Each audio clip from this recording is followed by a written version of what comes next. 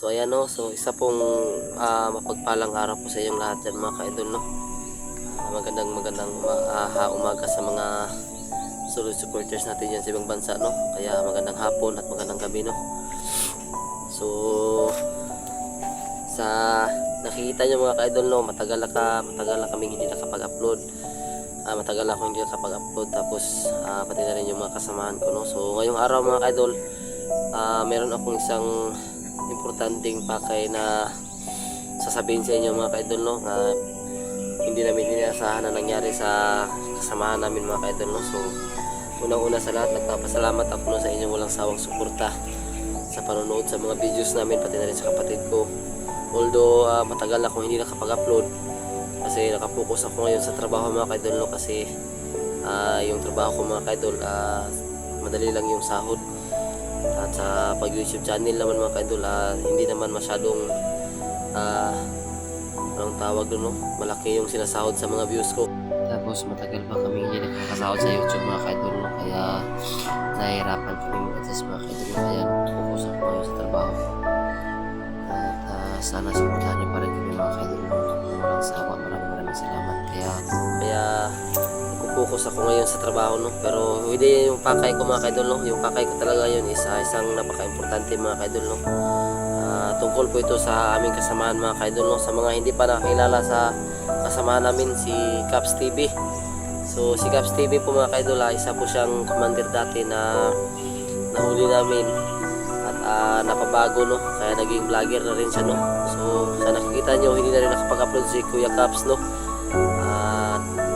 Ngayon nalaman ko yung mga rason kung bakit hindi na nakapag-upload yung kasamahan namin. So ito sabihin ko na mga ka-idol no, si Kuya Caps TV mga ka-idol, magkaroon po siya ng sakit mga ka-idol no. So nagkaroon talaga ng sakit si Kuya Caps, hindi namin inasahan mga ka-idol no, kaya pala hindi na sila nakapag-explore sa kanila no. So yung sakit ni Kuya Caps mga ka-idol no, gallstone at acute ulcer. So meron pa siyang isang sakit mga ka-idol na hindi ko masyadong maano yung anong tawag na sakit na yun. Tatlo yung karamdaman ni Caps TV mga ka-idol no. Kaya narito kami ngayon mga ka-idol para sobrang hiya talaga, nakakahiya talaga mga ka-idol no. Pero kakapalan ko na lang yung mukha ko, pati na rin yung ibang kasama namin na gagawa ng video no, pati na kay Otol. Kakapalan na lang namin yung mukha namin mga ka-idol no. So sana matulungan natin si Kuya Caps mga ka-idol no, kasi sobrang laki ng kanyang babayaran mga ka-idol para magamot yung kanyang karamdaman niya mga ka-idol no.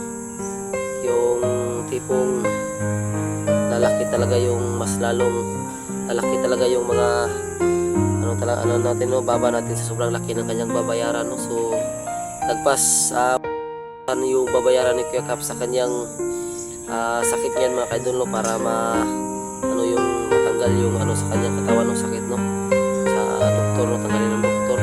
Napacheck up na kasi si Kuya Caps mga ka-idol, pero yung nangyari, umuwi na lang si Kuya Caps dahil hindi nila kayang bayaran yung hinihingi ng doktor. So meron naman siyang second option mga ka-idol. So yung second option ni Kuya Caps is yung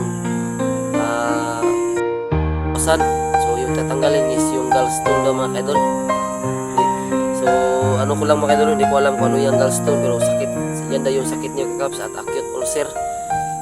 So acute, sa tingin ko yung acute mga ka-idol no, malala na yun no, kasi acute na no. Yung ulcer siguro ni Kuya Caps na pabayaan niya, kaya naglala, naging acute na. So meron pa siyang isang sakit pero hindi ko na ma-mention kasi hindi ko alam kung anong tawag doon no. So lubos po talaga kaming humihingi ng kunting tulong sa inyo mga ka-idol no, para sa kasamahan namin. So sa mga may mabubuting loob dyan, so yan, sobrang nakakahiyaman, pero nakaano ang Panginoon mga ka-idol no, kung ano talaga yung nangyayari sa kasamahan namin no. Sasali ko yung Panginoon dito mga ka-idol no, at yung kasamahan namin talaga. Kung hindi man makatulong yung iba, kahit dasala lang para maging magaling yung karamdaman ng kasamahan namin na si Caps TV mga ka-idol no.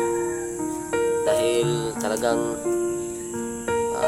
medyo nangangayayat na siya sa kanyang sakit no.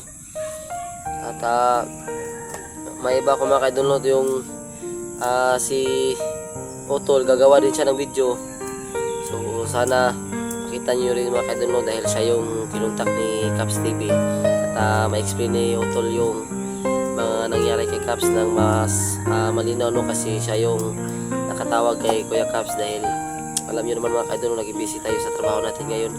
Pero nalaman ko na lang na si Caps TV may nagkaroon na ng sakit nung kumuntak sa akin si Utol. Kaya sana tulungan nyo naman kami sa pagdadasal no, para gumaling yung karamdaman ni Kuya Caps no. Ipapakita ko na lang yung picture no, kasi nagsinong picture si Kuya Caps at nung anong tawag doon, yung ano man, yung galing sa ospital na papel ba? Ano yun?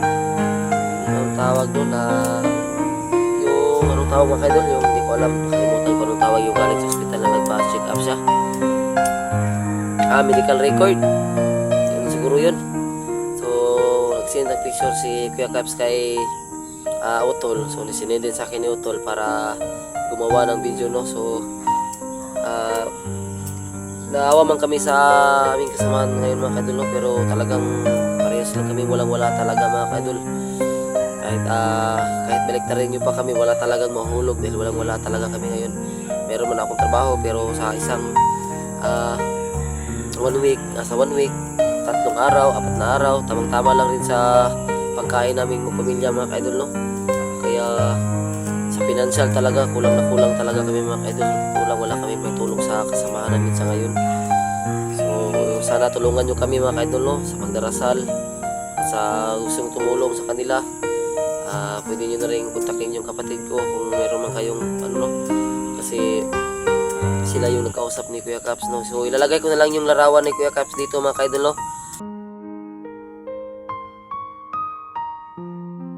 At para malaman nyo kung totoo ba o hindi, dahil yung iba kasi hindi naniniwala, ipapakita na lang namin mga kaidol yung larawan ni Kuya Caps.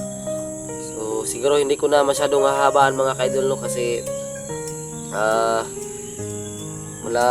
wala na akong maano no, kasi hindi ko talaga na ano yung totoong nangyari kay Kuya Caps no, kasi si Utol yung pumuntak. So na-explain lang sa akin ni Utol na si Kuya Caps daw ay humingi ng tulong sa kanya, pero ito lang talaga yung matutulong namin sa kanya no, yung pag ano sa inyo no, na kung sino mang may mabubuting loob yan, sa kahit piso lang na may tulong sa kasamahan namin at tanggapin namin no, para makatulong sa kanya, kasi nahihirapan talaga si Kuya Caps sa kanyang karamdaman ngayon no. So hanggang dito na lang tayo mga kaidol no. Maraming salamat sa inyong walang sawang suporta. God bless you all mga kaidol, at sana tuloy ang inyong suporta no. Mag-iingat kayong lahat.